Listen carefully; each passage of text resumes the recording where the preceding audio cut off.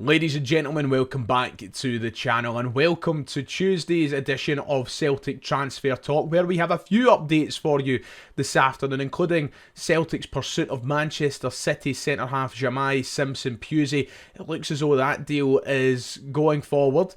And we have another couple of stories in relation to Breum and Lennon Miller to update you on today. So bear with me, we're going to try and fire through things as quickly as possible as we get ever closer to the first game of the Scottish Premiership campaign.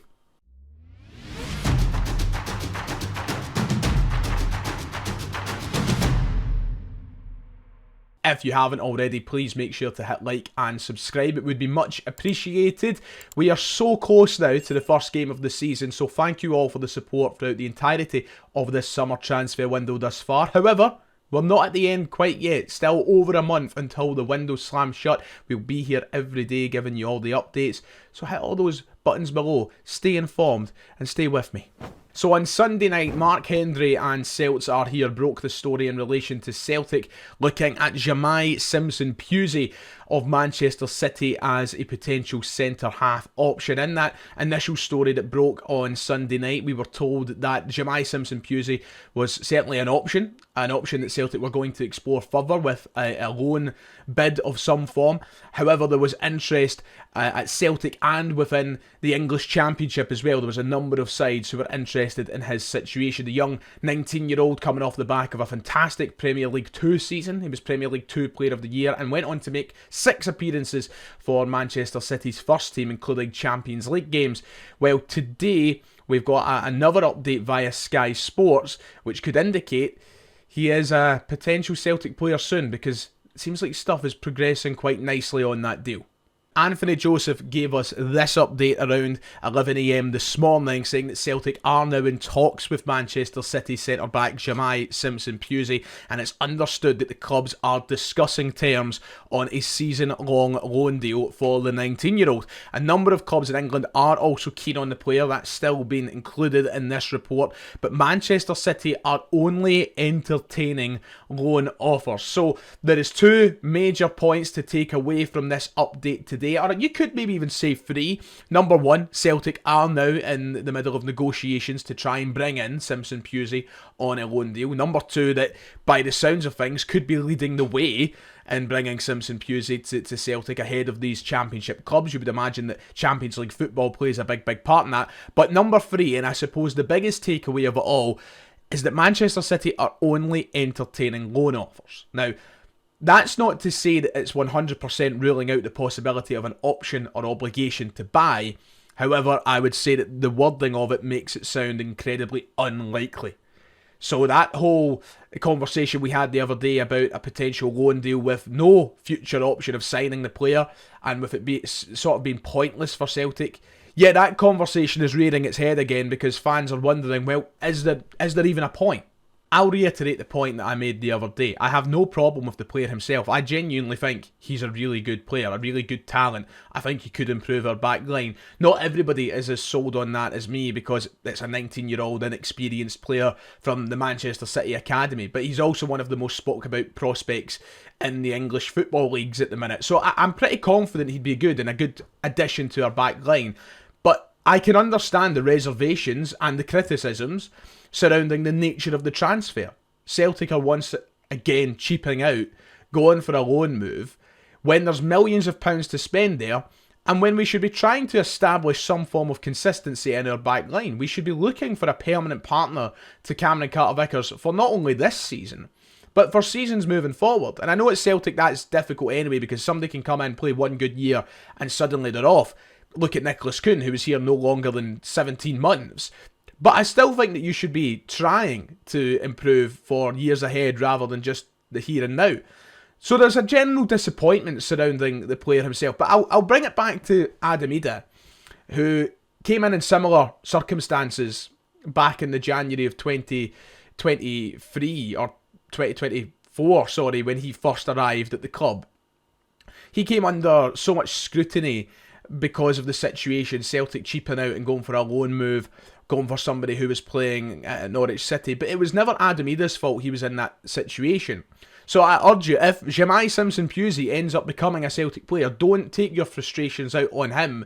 keep your frustrations with the board. Keep your frustrations with the people making these decisions. Jemai Simpson-Pusey is just a spoke on that wheel, and a player who's coming in to do his job. It's not his fault that he's been caught in amongst the frustrations of Celtic supporters. However, it is really concerning that Celtic haven't looked for an experienced centre-half, they haven't looked to spend money, and they're going for what feels like a bit of a quick fix to a problem that's just going to appear again in a year's time, which is very frustrating, despite my high hopes for the player himself. There has been no further updates other than that. So Celtic are in negotiations. I'm assuming we'll hear more in the next couple of days. However, it looks likely that he could be the fourth man of a Johnston, Cameron Carter-Vickers and Kieran Tierney back four this season. Get behind him if he comes in. We'll wait and see if any other details emerge of potential buy clauses in a year's time, but I wouldn't hold your breath for that. We have spoken quite frequently about Jakob Breum these last couple weeks. Celtic are known suitors of the go-ahead Eagles winger, and the situation is pretty clear. It's also a bit of a shambles. They value the player somewhere in the region of £5 to £7 million. Celtic have bidded 3 times, been rejected 3 times, with their highest known bid around £3 million. So that's a good £3 million short of what go-ahead Eagles are looking for. It's bringing up a lot of negatives, a lot of frustrations amongst the Celtic support that I'm not going to rehash right now. However, a story this afternoon has confirmed that now we face competition, and now we already have teams bidding more than what Celtic have. So shout out to Breum and the Celtic Way for this story this afternoon. They confirmed that FC Twente, another Eredivisie side of course, have submitted an offer for Jakob Breum that was higher than Celtic's initial bid. Celtic of course started at £1.5 million, made their way up to £3 million, but the Dutch club want £6.5 million and are holding firm. It goes on to say that the go-ahead Eagles technical director Jan Willem van Dop has indicated that FC Twente have been in touch as well, and apparently have submitted a proposal which is already worth more than Celtic's. So Celtic's arsing around is once again coming back to bite them. That technical director's exact words were the fact that the only positive of the bid they received from FC Twente is that it was higher than the bid made by Celtic. So we know that could be in excess of £3 million potentially, and Celtic now know there's competition on the table. But this is exactly what we're asking for. You know, you arse about, you dilly-dally, other teams get invited to the dance, and suddenly you're the one playing catch-up, and you're chasing after a player that you're reportedly interested in. We are the masters of our own downfall. Now, the only positive to take from this right now is that Twente are still some way short of the £6.5 million they're holding out for. And yeah, it's just a pretty frustrating situation to be in. Look, I'm not saying that Celtic should open up negotiations with a £6.5 million bid and put what they want on the table straight away, but at least treat them with some form of respect and at least start negotiations closer to what they're looking for than £1.5 million. My problem with this is, at what point are Celtic going to run the risk of being a club that nobody wants to do business with? That's what my concern is. At what point are clubs around Europe, and especially clubs that we tend to look towards for talent to feed into Celtic, at what point are they going to go, no, we're not even going to bother talking to you because we know what you're like. We know that you're robbing bastards. We know that you're chancellors. At what point does that happen? And FC Twente now probably have a better relationship with Go Ahead Eagles straight off the bat than what Celtic do. So listen, I think this one is a while away from being a possibility. It's clear that Celtic don't value the player anywhere near what Go Ahead Eagles do. But the fact that we can't even put a better bid on the table than FC Twente is slightly embarrassing. I don't think Celtic are going to get towards that £6.5 million. I don't think Jakob Breum will become a Celtic player unless we go down the Adam Ida route and decide to pay big bucks at the last minute. Because if we really wanted him, we wouldn't be that far short of the mark. I think that's an indication as to what Celtic think of his value. And it would be, if we submitted, say, £4.5 million, yeah, I think we'd still go for it. But there's just no way in my head it seems like Celtic are willing to go that much higher. So, I mean, we can wait and see what happens. But right now we're pissing about, and I can understand why the frustrations are building. As somebody who's remained calm throughout the entirety of this window and has asked for fans to maybe look at things in a more calm fashion, at this point, it feels like we're getting the piss taken out of us a little bit.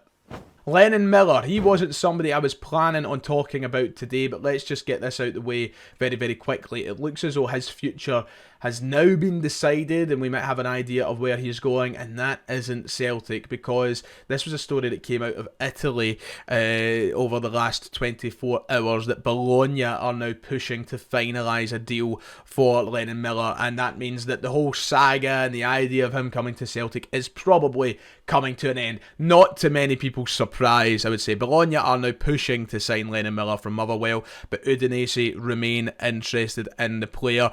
They go on to say that there is a contract, a good contract on the table for Lennon Miller, and it looks as though he could be heading there. It's a shame. I really would have loved him to come to Celtic, really would have liked us to make an attempt, but I feel like we all know his decision lay elsewhere. I don't think this has much to do with Celtic. I think this is more to do with Lennon Miller and his personal choice to go abroad. And fair play to him, because why not? Midfield is stacked right now at Celtic, and he would maybe be swimming in a sea of great talent to try and get a chance. Why not go and try abroad? May as well look how it worked out for other guys. So yeah, looks as though that dream is over. So just to end off the video, talking about that stacked midfield, you may have seen a few stories over the past few hours surrounding us and a Liverpool midfielder, Stefan Bajcetic. He has been linked with Celtic quite ferociously this morning, and I wanted to bring it up very quickly because I don't think it's one that we should be getting carried away with. This is just my 2 cents to the situation. I've asked about a couple of people as well who don't seem to have any more than what's already out there. I'd be quite cautious of this one. For example, if you go onto Twitter and you search his name, you're going to see stories like this. You're going to see from Class Liverpool, the exclusive, that Celtic have contacted Stefan Bajcetic on a loan-to-buy offer, and you're going to see a couple of reports. You're going to see basically a few things. It all spawned from this account here, it seems. Krish FT, with the exclusive that Stefan Bajcetic has been under initial contact by Celtic over a potential loan deal, and that it will include an obligation to buy. And it also comes from Class FC as well, Class LFC as well, who are apparently the ones who broke the information. So this is where I want to rubbish it, and this is why, number one, we don't need midfielders. We don't need, I mean, a defensive midfielder to play in behind Callum McGregor, maybe. At a stretch, at a push, we might need that. We don't need anybody else. His injury record is also slightly concerning, but the thing that grabbed my attention the most, if you go to this Class LFC account, which is just a fan-run page with only 2,800 followers, some of the stuff that they have put on there is just absolute nonsense. Like, it's visible nonsense. It's not speculative nonsense, it's visible nonsense. Including a very fake quote here from Alexander Isak. This isn't a legit page, and this is apparently who broke the story. The Stefan Bajcetic stuff, in my eyes, is utter nonsense. And I say that, it just is nonsense. It just is simple as, I mean, look through the page. I mean, this is somebody from the Scouse Republic of Liverpool. Which, fair play, lads. You know, I want independence as well. But yeah, just look through the page. Have a judge of the page to yourself. Yeah, this is nonsense. Right then, that does it for today. Let me know your opinions in the comments below. We'll be back with any updates as they happen throughout the day or tomorrow. But until then, please take care of yourself. God bless, and I'll see you all next time.